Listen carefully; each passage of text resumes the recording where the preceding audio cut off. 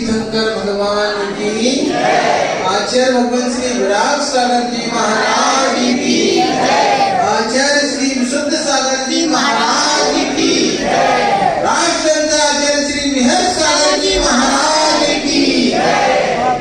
अभी अंजलि नगर की आवाज नहीं आ रही। बोलिए ऋषभदेव भगवान की।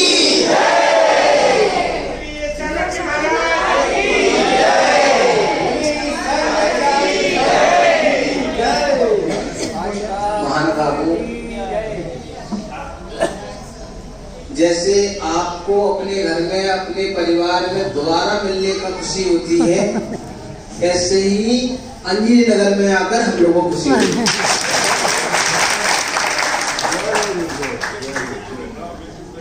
इंदौर से गए थे जरूर, पर पूज्य आचार्य श्री मिहर सागर महाराज जी ने कहा था अभी हमारी यात्रा बाकी है इंदौर की, और इसलिए उस यात्रा को करने के लिए फिर मैं इंदौर में प्रवेश कर लिया। और देखिए नाम ही ऐसा है अंजलि, जिसको मैं रोज साथ में लेके चलता। बिना अंजलि बनाए आहार नहीं हो सकता, इसलिए आपको कभी भूलूंगा नहीं। जहां जहां रहूंगा वहां अंजलि नगर को जरूर याद करूंगा।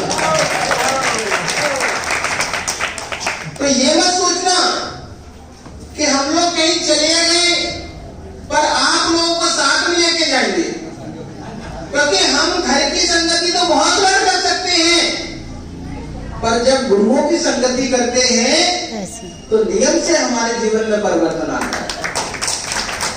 और वही परिवर्तन एक दिन हमें मोक्ष मार्गी बना देता है। देखो अगर महाराज नहीं आए होते तो हम मंदिर का तो कार्यक्रम हो गया, सब घर पे बैठे होते। तो यही गुरु का उपकार होता है कि गुरु हमें हमेशा आते हैं, कुछ न कुछ बात ऐसी बता के जाते हैं, वह बात हमारे कल्याण में कार्यकारी हो जाती है। नेमिकांत भगवान जी यहाँ पर बैठे हैं, वो भी आपकी परंपरा में जाने वाले थे, शादी करने वाले थे, पर उनको पशुओं को देखकर क्या हो गया था ना। पर आप लोग ऐसे व्यक्ति हो कि आपके सामने कुछ भी हो जाए तो वैराग नहीं आता। ऐसी परख चढ़ी हुई है राग द्वेष की कि कैसा भी कोई व्यक्ति मर भी जाए तो भी वैराग नहीं आता है। पर वहीं पर अगर गुरु महाराज आ जाते हैं, वो अपने शब्दों की चोट मारते हैं। उस परख को जो चढ़ी हुई है राग द्वेष की, गुरु महाराज क्या करते हैं, उसको तोड़ देते हैं। और कुछ न कुछ कहीं ना कहीं से चोट पड़ती है तो कोई ना कोई छिद्र होता है, तो वहां से गुरु के गुण को क्या हो जाता है, प्रवेश हो जाता है। देखो अभी पाठ प्रक्षालन हमारे राजेश भैया करवा रहे थे। यहाँ अंजलि नगर की खासियत है, यहाँ पैसे को मान्यता नहीं दी जाती है, यहाँ नियम से जिनको मान्यता दी जाती है। कहां से? भोपाल से। गुरु के पाठ प्रक्षालन करना है, नियम ले लिया भैया। कितने का? 5.25 लाख। विचार करो, महामंत्र का उच्चारण 5.25 लाख जाप करेंगे तो नियम से जीवन में क्रियाकलाप पलट होगी, काया पलट होगी। यही नमोकार मंत्र का चमत्कार है। तो जीवन में हमेशा कुछ हो चाहे नहीं हो, पर गुरु का आशीष हमेशा बरसता रहे। और राजेश में ये तक है, हमें पता है अंजलि नगर सुना नहीं रहेगा, यहाँ कोई ना कोई गुरु महाराज आते ही रहेगा। अभी महाराज जी कह रहे थे कि तुम देखो सब महाराजों को लाते हो, चक्रवर्ती बनोगे। तो देखो भरत चक्रवर्ती भी क्या करते थे, सारे कार्य करते थे, सारा राजपाट संभालते थे, पर उन्होंने संतों की संगति को नहीं छोड़ा। जैसे ही 9 बजते थे, राजसभा समाप्त करके मुनियों को पढ़वाना चालू कर देते थे। आप लोग भी एक बार ध्यान रखना, हमारे यहाँ पर गुरु महाराज आ जाए तो ये मत सोचना कि हम दूसरे घर पे चौका दे आएंगे। वो तो अच्छी बात है, देने आते हो, पर हो सके तो अपने द्रव्य का इस्तेमाल करो, अपने यहाँ पर चौका लगाओ, अपने यहाँ पर साधु संतों को ले जाओ।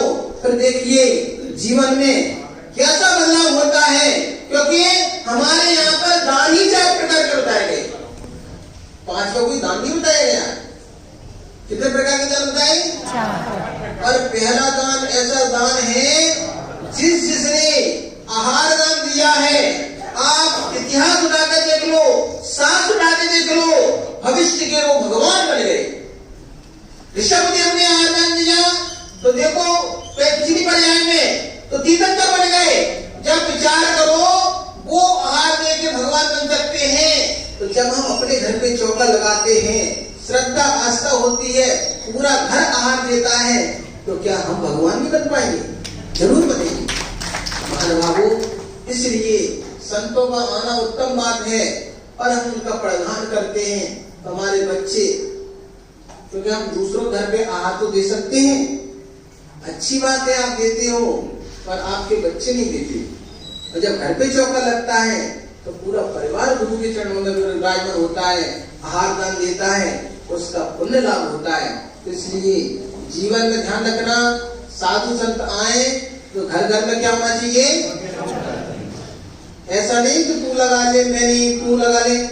अरे अपना सौभाग्य मानना चाहिए कि चलते फिरते, अभी तो भगवान ये मंदिर में बैठे हैं, जो बोलते नहीं है, पर चलते फिरते गुरु महाराज आ गए हैं, हमारा सौभाग्य है। वैसे तो महाराज जाते नहीं घर में, तो इस बहाने से कम गुरु चरण रखेंगे, गुरु की बरगड़ाई हुई घर घर में, पूरे घर में आशीर्वाद मिलेगा, तो वही आशीर्वाद हमारे लिए कार्यकारी होता है। बोलिए आचार्य बृहत सागर जी महाराज की जय।